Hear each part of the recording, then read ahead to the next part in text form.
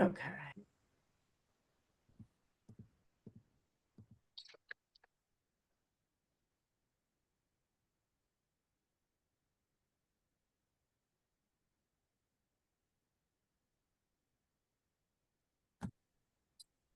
Hello. Hi, Bertha. How are you?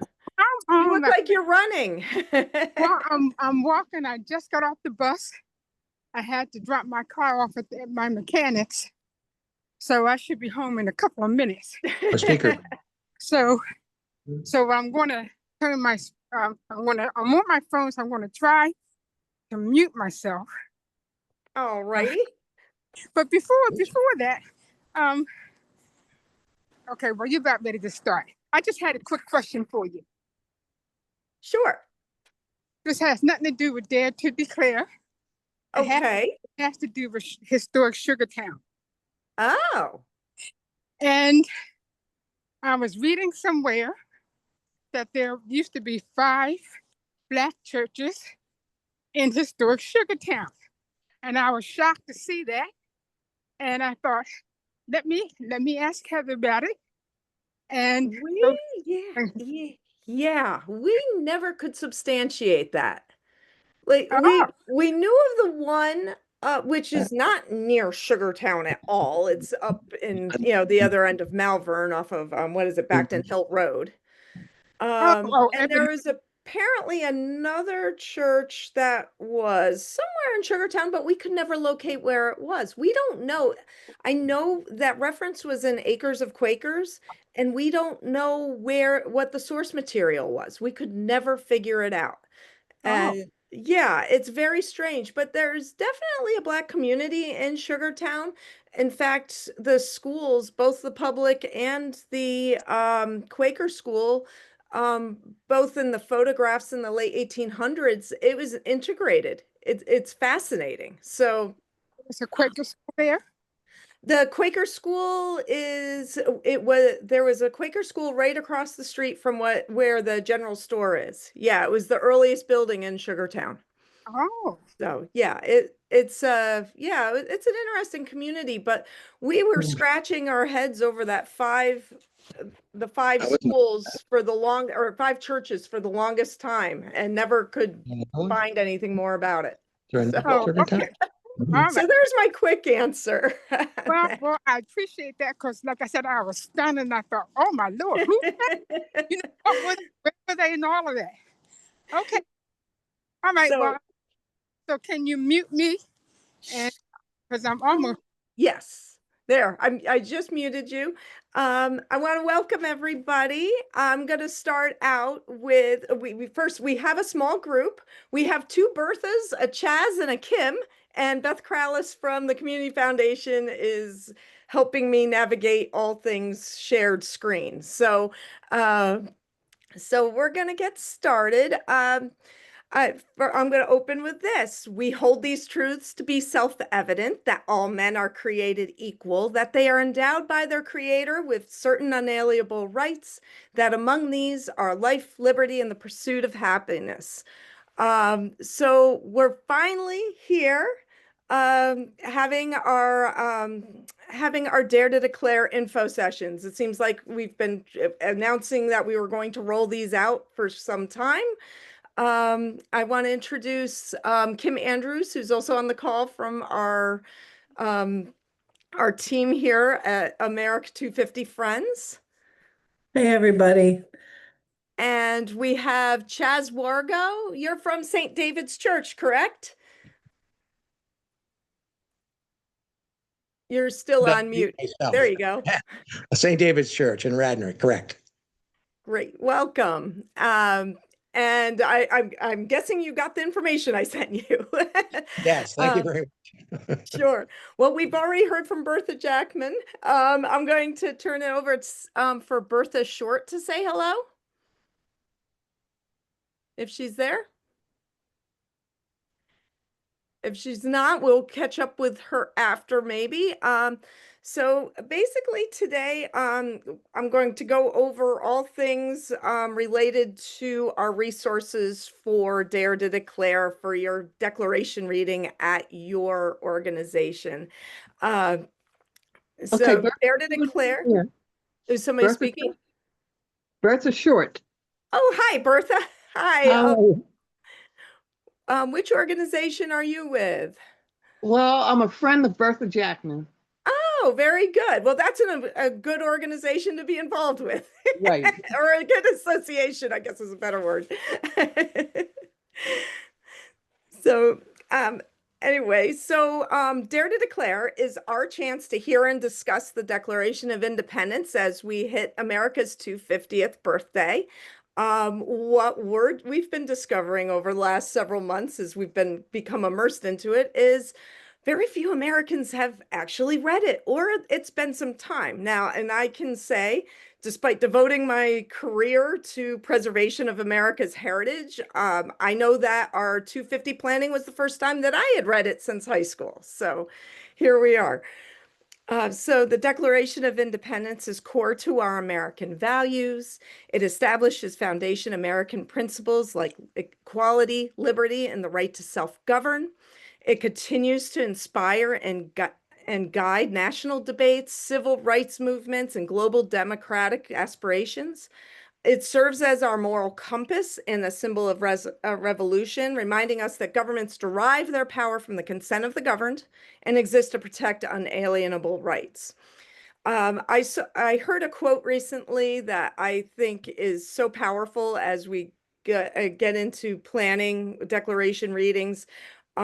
Thomas Jefferson reportedly referred to it as an expression of the American mind. And I think that says a lot, and it's a wonderful sentiment. And it's from the guy himself who was the chief author of the Declaration. Our Dare to Declare initiative was conceived by Rose Fennell, who is the superintendent of Valley Forge National Historical Park. If you've ever met Rose, you'll know that she loves the Declaration deeply, and she challenges anyone she meets to read it. She had the idea a year or so ago that the readings of the Declaration should take place all over to commemorate 250. And so people could hear it like they did in 1776. So they hear it in public squares, churches, taverns, neighborhoods, and even at home. And we're helping to bring that dream to reality so we can have freedom ring throughout the land, or at least here in Chester County. So we're going to provide you some tools to host a Dare to Declare reading, including toolkits, videos, resource guides, workshops, and various forms of co-promotion.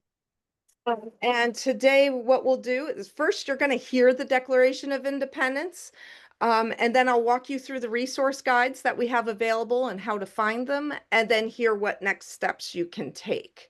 2 weeks ago, we spent 2 days recording various folks from all over Chester County reading segments of the Declaration of Independence, including Bertha Jackman. But we also recorded a group of very talented Coatesville High School students who did a wonderful rendition of it. And that's what I'm going to share with you now. This is the rough cut. They're still cleaning it up a little bit more, but we wanted to share it with you just so you can see, feel, and hear the Declaration being read.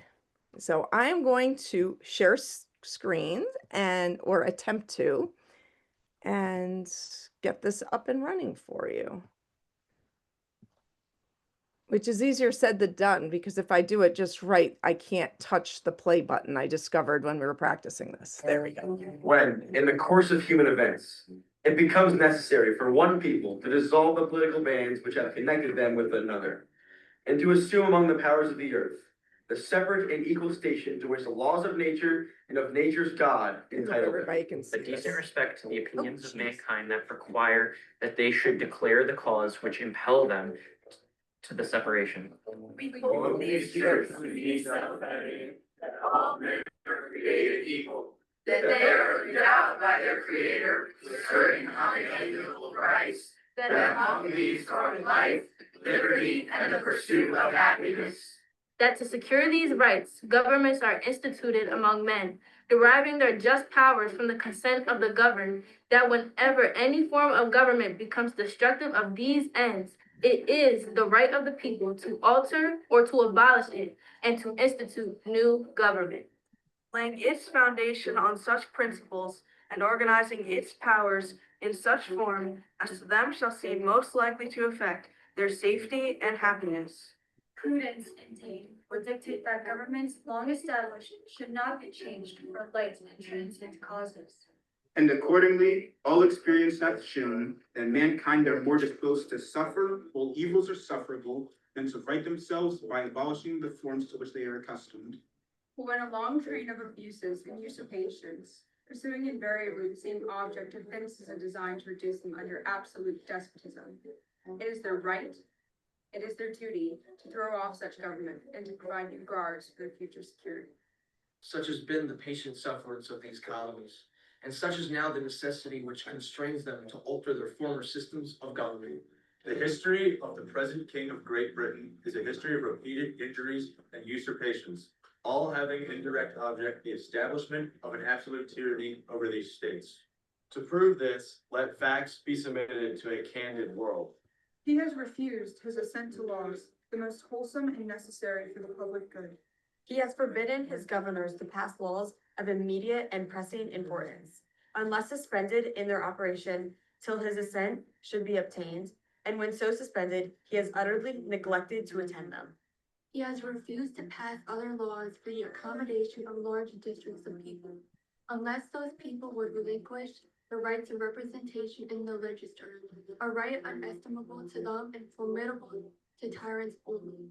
He has called together legislative bodies at places unusual, uncomfortable, and distant from the depository of their public records, for the sole purpose of fatiguing them into compliance with his measures. He has dissolved representative houses repeatedly for opposing with manly firmness his invasions on the rights of the people. He has refused for a long time, after such dissolutions, to cause others to be elected, whereby the legislative powers, incapable of annihilation, have returned to the people at large for their exercise, the state remaining in the meantime exposed to all the dangers of invasion from, without, and convulsions within. He has endeavored to prevent the populations of these states from that purpose, obstructing the law of naturalization of foreigners, refusing to pass others to encourage their migration hither, and raising the conditions of new appointments of land. He has obstructed the administration of justice by refusing his assent to laws for establishing judiciary powers. He has made judges dependent on his will alone for the tenure of their offices and the amount and payment of their salaries. He has erected a multitude of new offices and sent hither swarms of officers to harass our people and eat out their substance. He has kept among us, in times of peace, standing armies without the consent of the legislatures. He is effected to render the military independent of and superior to the civil power. He has combined with others to subject us to a jurisdiction foreign to our Constitution and unacknowledged by our laws, giving his assent to their acts of pretended legislation. For quartering large bodies of armed troops among us. For protecting them by a mock trial from punishment for any murders which they should commit on the inhabitants of these states. For cutting off our trade with all parts of the world. For imposing taxes on us without our consent. For depriving us in many cases of the benefits of trial by jury, for transporting us beyond seas to be tried for pretended offenses. For abolishing the free system of English laws in a neighboring province, establishing therein an arbitrary government, and enlarging its boundaries so as to render at once an example and fit instrument for introducing the same absolute rule into these colonies. By taking away our charters, abolishing our most valuable laws, and altering fundamentally the forms of our government. For suspending our own legislatures and declaring themselves invested with power to legislate for us in all cases whatsoever. He has abdicated government here by declaring us out of his protection and waging war against us. He has plundered our seas, ravaged our coasts, burnt our towns, and destroyed the lives of our people. He is at this time transporting large armies of foreign mercenaries to complete works of desolation and tyranny, already begun with circumstances of cruelty and perfidy scarcely parallel, the most barbarous age and totally unworthy head of civilized nation. He has constrained our fellow citizens, taking captive on the high seas to bear arms against their country, to become the executioners of their friends and brethren, to fall themselves by their hands.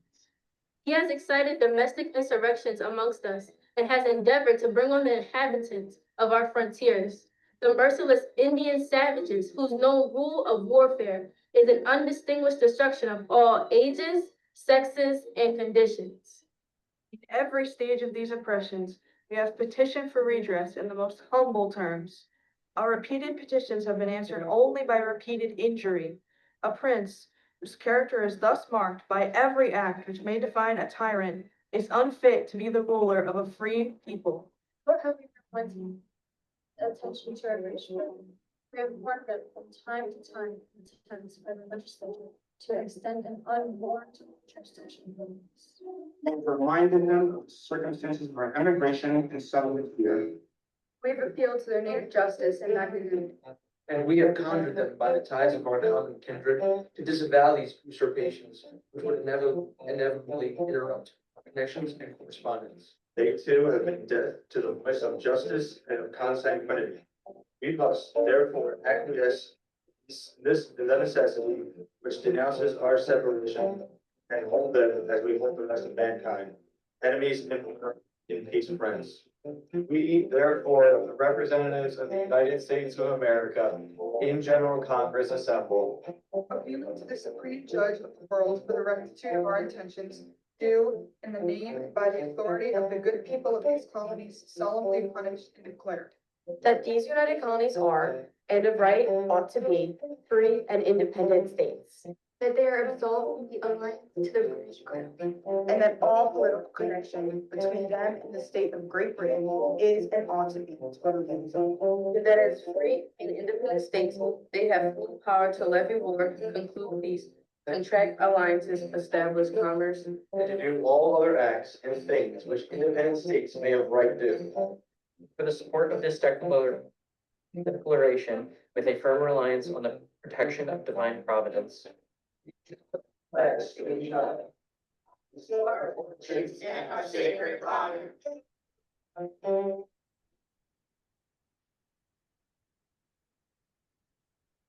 Okay, I'm trying to escape. Let me see. There we go. So, hi Dan Campbell. I see you joined us, and Angela snuck in here too. While I was playing the declaration. Just so you're aware, we had 2 weeks ago, we had a variety of folks come in and do readings of pieces of the Declaration of Independence that will eventually be assembled into one large reading. And we also had a wonderful group of young people from Coatesville High School come in, and that was the group that you just saw reading it. And that was our first rough cut of that reading, so of that video. So you'll be seeing more and more of that as time goes on. Just to of course I'm interrupting, but just such a refreshing thing to watch these high school students read this piece of not just American history, but our current time. It was wonderful, and they totally got it. Yeah, they did. They were a great group of students. So, and it's a powerful document worth fighting for, timeless, and there were a lot of words. We were all, stumbling over during the practice sessions over some of these words like consanguinity, magnanimity, usurpation, unalienable, perfidy. I kind of envision if he had one, Thomas Jefferson sitting there with a thesaurus working on, coming up with bigger and bigger words as he was going along there.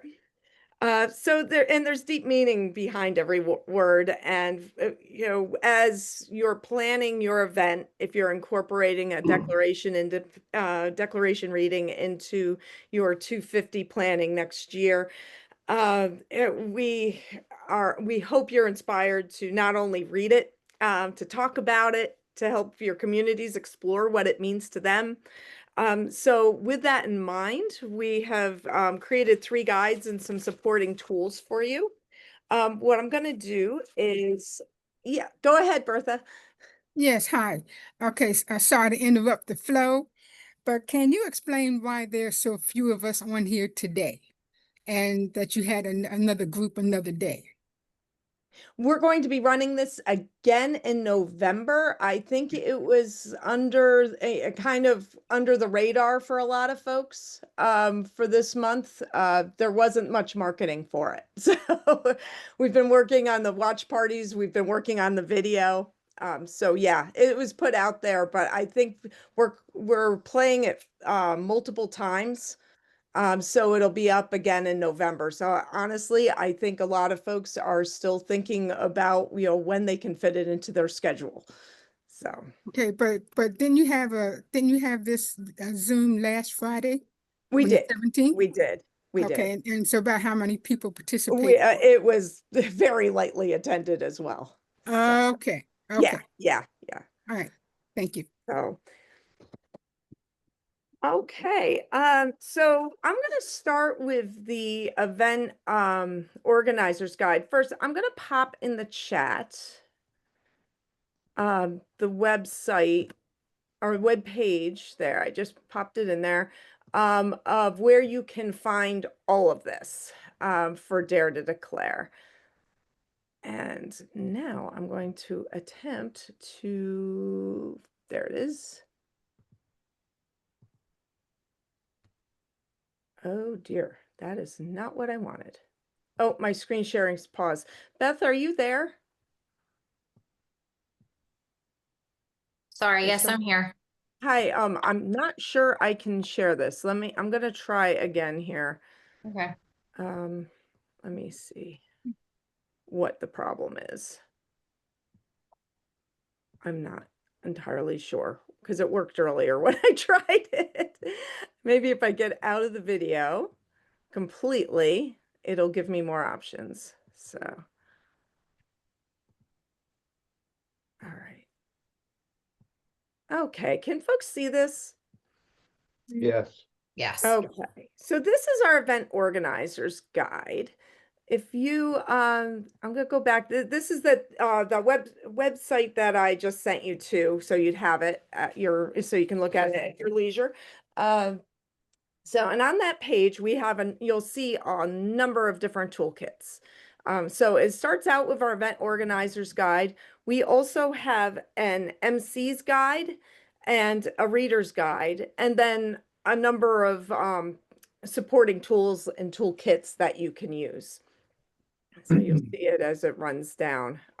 Various resources you can use, and some of them are repeated in the guides themselves. So that if you go to the event organizer's guide, you'll see we have an introduction for it.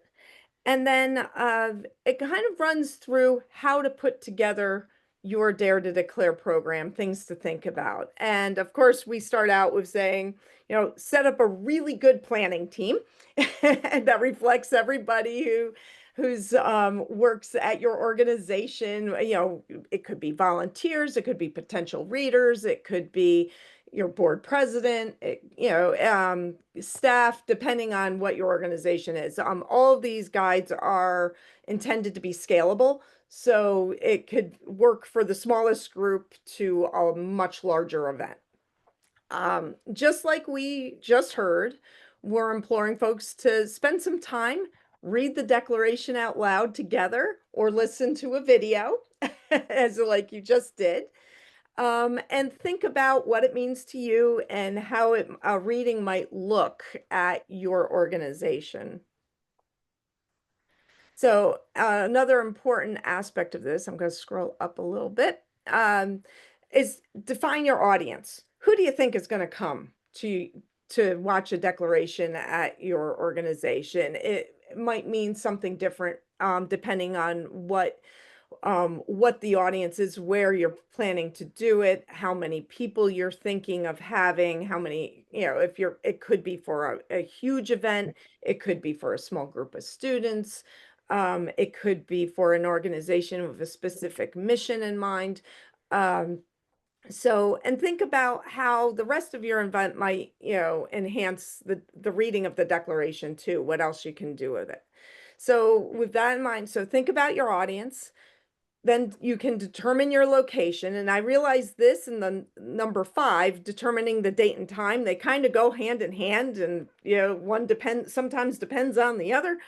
But for the location, we have a number of different, you could do a declaration reading anywhere on courthouse steps. It could be, if you're representing a heritage site, it could be out on the front porch of a heritage site. It could be in a bookstore, whatever. Think about what you do and what venues you have available and how many people you're planning to have or hoping to have, and look at it that way. But this gives you some ideas. Then determine your event format. What's it going to look like?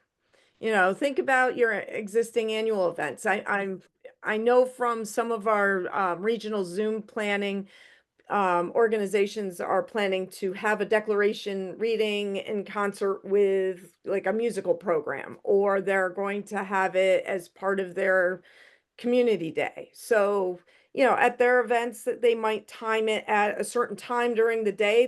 They might read it more than once.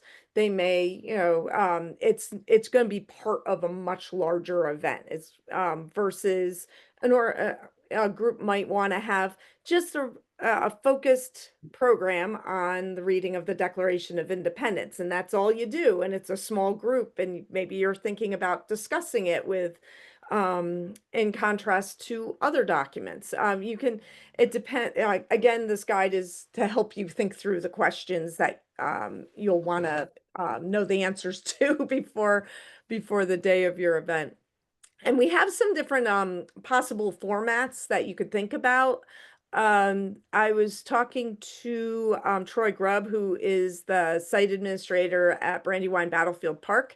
And when they've done declaration readings in the past, they do it with a skit where they have somebody acting the part of a loyalist and somebody acting the part of a patriot, and they kind of go back and forth on their viewpoints towards this idea of this Declaration of Independence. So this gives you some ideas of what you could potentially do with your program. And then based on, your brainstorming, you start to put together your unique declaration reading. And this is where this guide somewhat cross-references the other 2 guides. There's information about it's important to have somebody to guide the conversation, to introduce the declaration reading and bring it back once it's over. And so we have some tips for that, as well as for readers. And then we also have sample runs of show, so you can kind of get a sense of how long it might take to do a declaration reading program. We also have some suggestions that if you're thinking about exploring other perspectives, and we've heard of organizations pairing the reading of the Declaration with a reading of another document. One example is the Declaration of Sentiments. Another one is Frederick Douglass's famous speech, "What to the Slave is the 4th of July." There's also Martin Luther King's "I Have a Dream." And to look at a completely different perspective of the President Bush's speech, not terribly long ago, 1990, on disability rights, when they enacted the American with Disabilities Act. So you could look at it, depending on what your goals are for your reading, you could consider pairing it up with one of those documents. Or you could pair it up with a reading in a different language. And we have some links to the Declaration in different languages, so you'd have that available. And another thing to think about, and this would have worked beautifully for Lafayette's bicentennial visit this past summer, have a reading of another nation's Declaration of Independence. So, if you're thinking of doing something with the French Revolution, that would have worked great back in July. So those are the different, pairings that you could potentially do. There's an innumerable other readings that are out there that you could find. This is just to get your thinking caps, started. And so from there, you have to select your Dare to Declare MC and your readers. And based on our experience in doing the videotaping a couple weeks ago, um, you're going to want to be very careful about your selections for readers. You want people who have a presence. You want people who can project, and people who will spend time with it, with the document, and get all those tricky words right.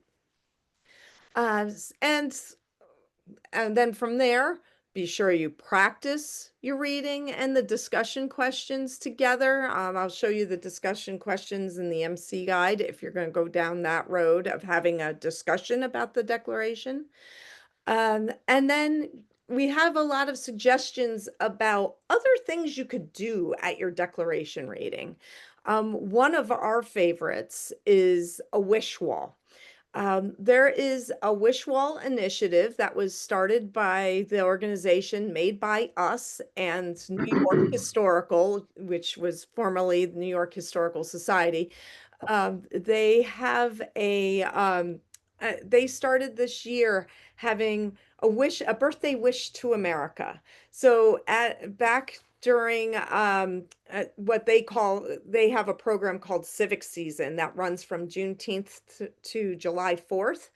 And they promoted and worked with a whole number of museums around the country to create wish walls where they invited attendees to write their birthday wish for America on a card, and they'd either post it up or have them post it up.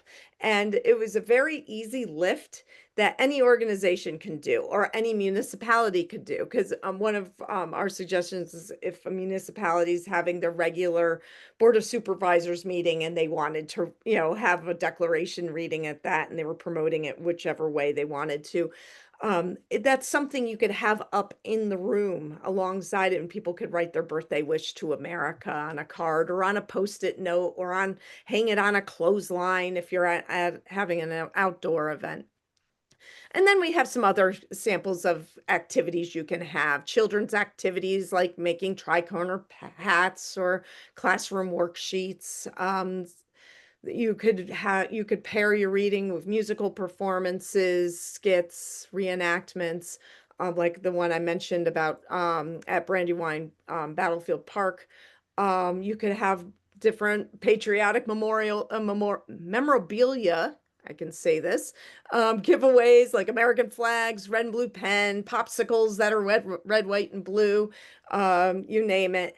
And lastly, we've got some samples of places you can get pocket declaration and constitutions that could be handed out. We're working with the National Constitution Center. We're hoping to be able to have some available through them as well.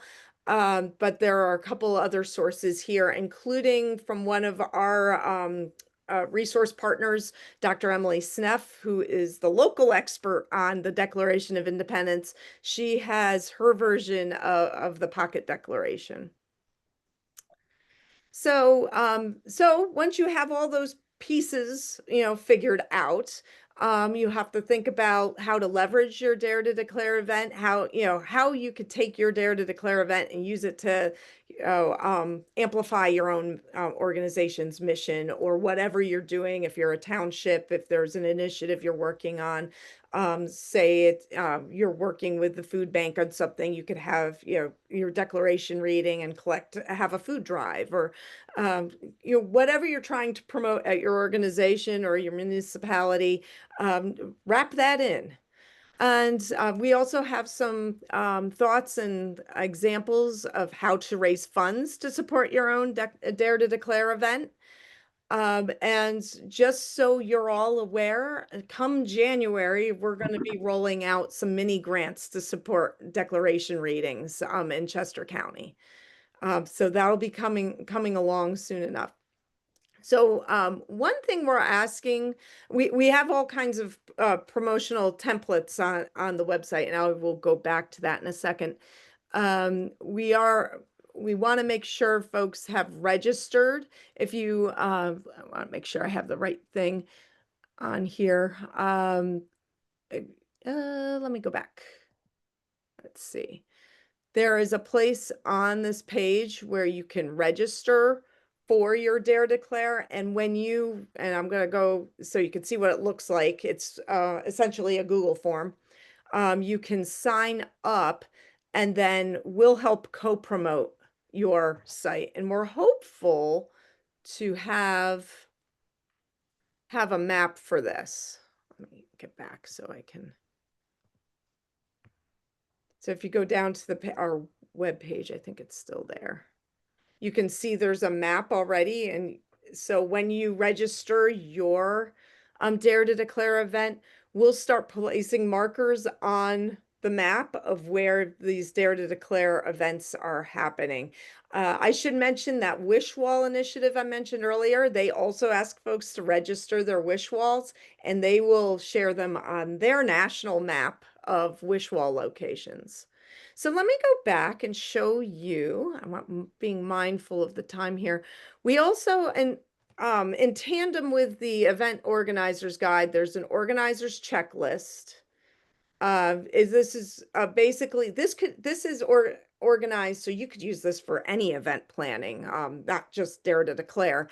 But it kind of covers all the basics, a place that you, as you're planning, you can record information about your events, things you need to figure out, who are the volunteers, how many do you need, who are your partners, what information about your venue, outdoor considerations, your parking. It just helps you work through all the questions about that come up as you're planning an event.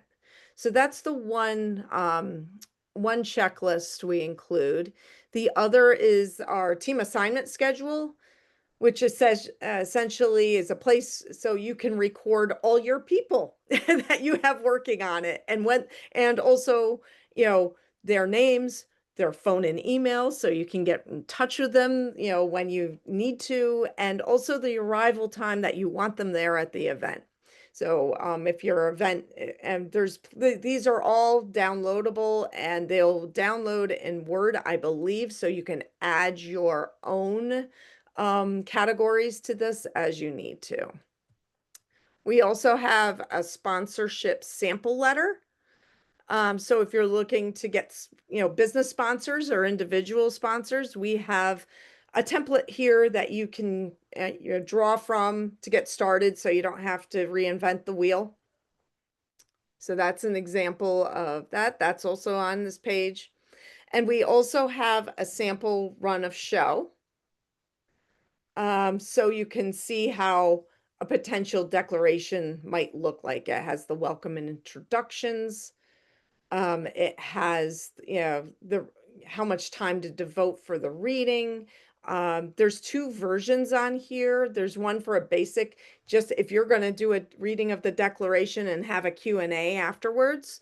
That's the one. The second version, and you can insert your own reading here if you're planning to pair it with a reading of another document, be it, we use the example of the Frederick Douglass speech, but you can insert your reading here, whichever it might be.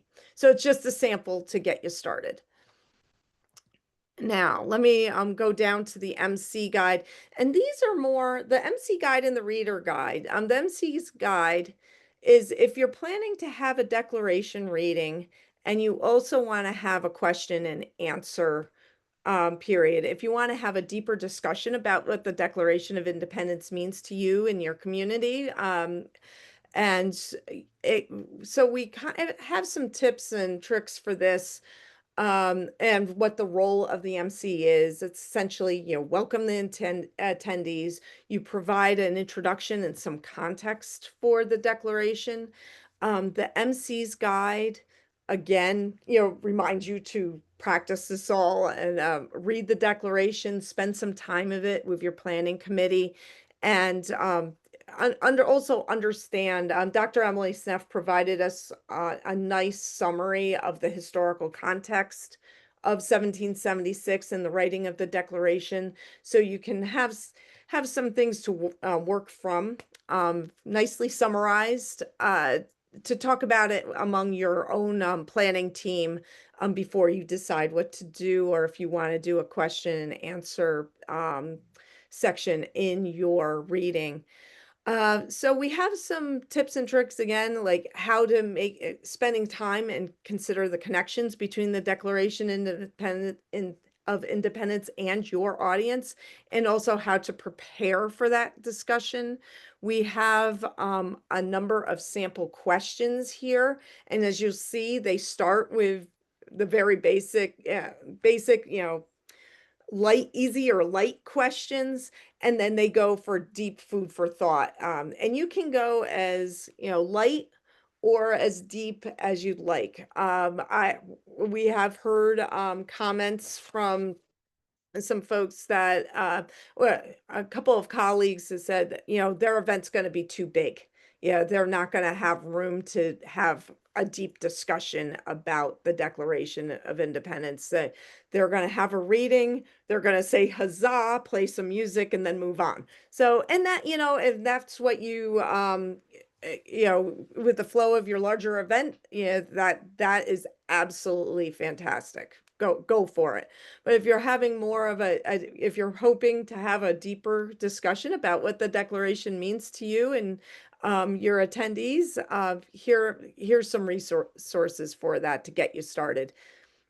We also have some reading recommendations if you want to go even deeper into the history and meanings of the Declaration of Independence. These three sources are the ones that have been recommended to us by Dr. Emily Sneff and others.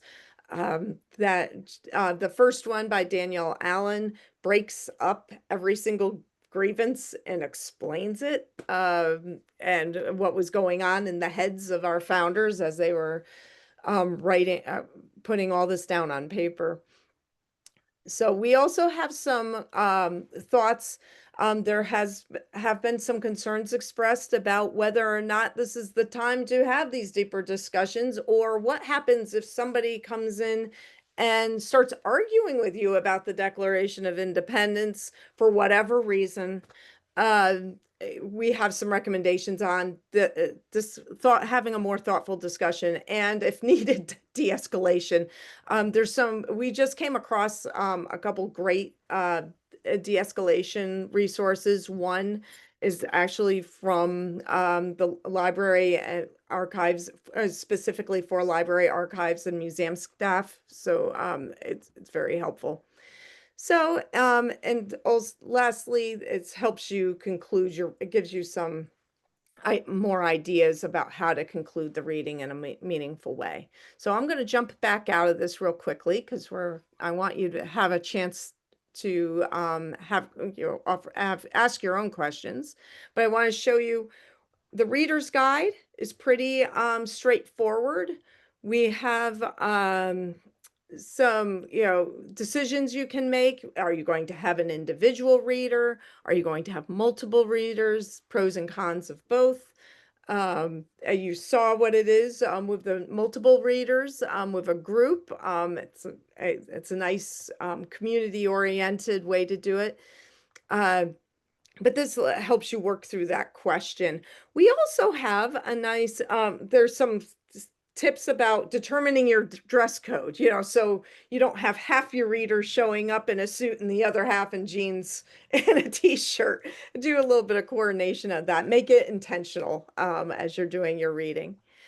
We have some examples of good potential readers. And again, we must emphasize, give a lot of thought to who your readers can be, practice it with them, get it down.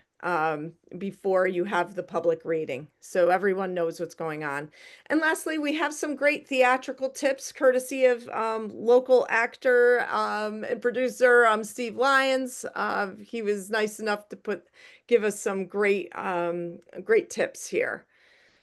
So that is that. I just want to point out a couple other things on here. We have sample reading guides in 18 point and large font for single readers or for groups of 12. So, and also all those various translations and other perspectives. Everything is right here. And then we have a whole myriad, a whole variety of other kinds of resources on the Declaration of Independence. You can spend a day in here poking around on this. So I am going to stop share and see what questions you have for me or for any of us. Go ahead, Bertha. And I just thought it was interesting that as you were going down that whole list, for some reason I was thinking of a question, and then you mentioned something, and so I was thinking of another question. We tried to do the thinking, to And- get it so you wouldn't have to come up with this on your own. So Which is great because, literally just before you talked about Steve Lyons, I'm thinking, okay, well, will there be somebody who can do the vocal exercises like he did for us? he And then was fantastic, and then and we showing- are talking about having a coaching session with him. We're trying to figure out what that might look like, because if we have every organization sending readers out for his coaching lessons, he might be spending most of 2026 doing lessons. So, Exactly. But I just so thought it was we're trying to figure out what that could look like. well, unless you plant little replicas of him in different places, or we can find, and if we can find other voice coaches, That's that right. might be That's right. But anyway, I just thought it was funny as you were going down the list. I had my question. You're saying, do you have any questions? Sure enough, you answered it. Oh, Thank good. you. I'm glad to hear that, Bertha. This is quite thorough. Thank you. Chaz, Chaz is talking to somebody, but I wanted to ask because I think we talked early on. I want to say almost as many as almost 2 years ago that St. David's does and plans to do declaration readings. Yeah, we are. We're planning a declaration the end of June. And yeah, we've been working on it for quite a while. We're excited Awesome. about it. We're trying to do some lectures too. We have a series of speakers coming in the middle of July. And we also have a self-guided tour of the churchyard that we have. We have Oh, an older fantastic. cemetery, and we have about 15 Revolutionary War soldiers that are buried in the churchyard, including Anthony Wayne, that everybody seems to know. Yeah. So we're Yeah. offering that and we're offering it to all the community. We're hoping anybody that wants to come will come. There's no charge for any of this. We're just doing it as a community connection and Fantastic. honoring the America 250 celebration as well. Fantastic. That's great. Yeah, if you have specific dates, you may have already sent these to Angela. Specific dates, we'll throw them up there on the community calendars too. That'd be So great. Yeah, we'd love to do that publicity. We think that's important, and we'd like to make sure people know about it. And as I said, anybody's welcome to come. great. Thank you. Sure. Dan, did you have any questions or queries or thoughts on all this? No, we've been having a lecture series at Westtown Township about Yeah. quarterly recently, and this is one of the things that we targeted for 2026. I started researching this by watching a video of actors Oh, reading yeah. the Yeah. Declaration in Independence Hall. I posted that in the chat. If you Oh, haven't seen it, is that the one with everybody? everybody, yeah. There's a lot of great actors in that. Yeah. Yeah, late That 20th was our century. inspiration for our video development. So, Okay. But I like the idea of having youth read it, especially maybe we'll do it in a youth group at church or something like that. oh, that would be great. So yeah, Steve Lyons coached all of them as well. Okay. I think the kids weren't quite sure what was going on there at first, but they knocked it out of the park in the end. Yeah, they did a good job. So we'll be having some more intensive workshops starting in January to dive deeper in some of this, how to pick your questions if you're going to have a Q&A. We're hoping to have a more in-depth conversation with Dr. Emily Sneff about the significance of the Declaration and the context, some work with Steve Lyons, some conversations about what other groups have already done in the past and what's worked for them, and feedback that way too. So stay tuned as we develop all that. It's coming. Thank you. So, well, if there's nothing else, I will let you all go about the rest of your Monday afternoon. Thank you for coming today, and please let folks know we'll be doing this again in November. Let's see the actual dates. I should have rolling off my tongue by now, but I believe it is I closed out of my my calendar, so I can't even look. I should know this, and I don't, because I did close out my calendar. Doesn't Kim or Angela, do you have it right there by any chance? I'm just seeing if we have it listed on the Which dates? The dates of future for the next info session. sessions? Yeah, the next sessions that you could tell your friends, because November 17th at 4 and November 21st at noon. that's it. Thank you, Beth. I appreciate that. Yeah, so those will be repeat sessions of today. But if you have, if you know people that you think would benefit from hearing it, or yeah, spread the word. So we can spread the word. I just put the registration info in the chat that has all the dates. Great, thanks so much. There'll be more after the new year. Yes. Well, thank you, everybody. I will let you go for the day. But thanks for spending the hour with us. Thank you for having us. Thank you, very Bertha. much. Good to see you again. Good to see you, Chaz. Dan. Thank you. Bertha, the other Bertha, who Bertha Short. Yes. Thanks for coming. Goodbye, everyone. Thank you. Bye. Heather, you can stop recording on your end. Where is that? Oh, there it is.